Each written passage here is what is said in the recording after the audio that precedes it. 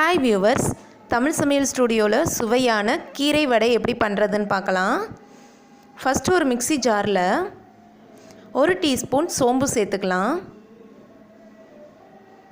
காரத்துக்கு 2 பச்சை மிளகாய் சேர்த்துக்கலாம். ஒரு சின்ன துண்டு இஞ்சி, 3 பல் பூண்டு,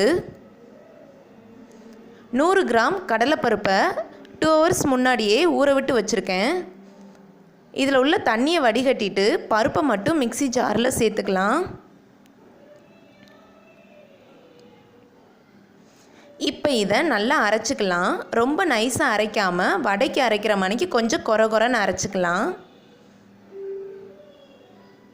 பாருங்கள், இந்த மாதிரி அரைச்சிக்கலாம். 1-2 பருப்பு இருந்தாலும் பரவாயில்ல. இப்போ இதை வேறொரு பாத்திரத்தில் மாற்றிக்கலாம்.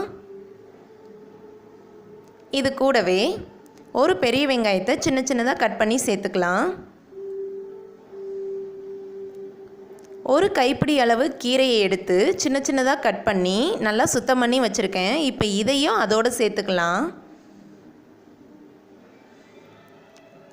சேர்த்துட்டு தேவையான அளவு உப்பு சேர்த்துக்கலாம்.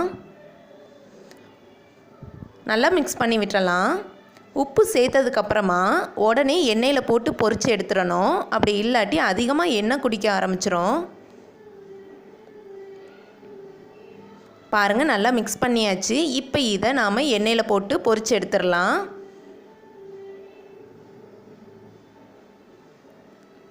எண்ணெய் நல்லா சூடாகிக்கிட்டு இருக்கு. இப்போ இதில் நாம் மிக்ஸ் பண்ணி வச்சுருக்கிற மாவில் கொஞ்சம் கொஞ்சமாக எடுத்து மசாலா வடைக்கு செய்கிற மாதிரி செஞ்சுக்கோங்க.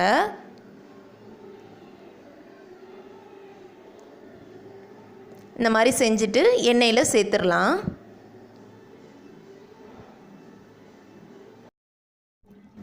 இதே மாதிரியே எல்லாத்தையும் ஒன்று ஒன்றா செஞ்சு சேர்த்துக்கலாம். 2 பக்கமும் நல்லா செவந்து வர்ற வரைக்கும் வேக விடணும். அடுப்பை சிம்மிலே வச்சுக்கோங்க. அப்படின்னா தான் உள்ளெல்லாம் நல்லா வெந்து வரும்.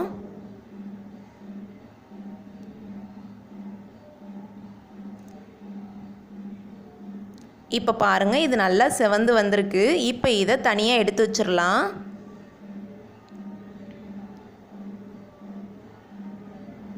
அவ்வளோதான், சுவையான கீரை வடை தயாராகிருச்சு. இந்த மாதிரி நீங்கள் செஞ்சீங்கன்னா கீரை பிடிக்காதுன்னு சொல்கிறவங்க கூட இந்த வடையை விரும்பி சாப்பிடுவாங்க. கண்டிப்பாக இந்த மாதிரி ட்ரை பண்ணி பாருங்கள். உங்களுக்கு இந்த டிஷ் பிடிச்சிருந்ததுன்னா லைக் பண்ணுங்கள், ஷேர் பண்ணுங்கள், மறக்காமல் சப்ஸ்கிரைப் பண்ணுங்கள். தேங்க்யூ.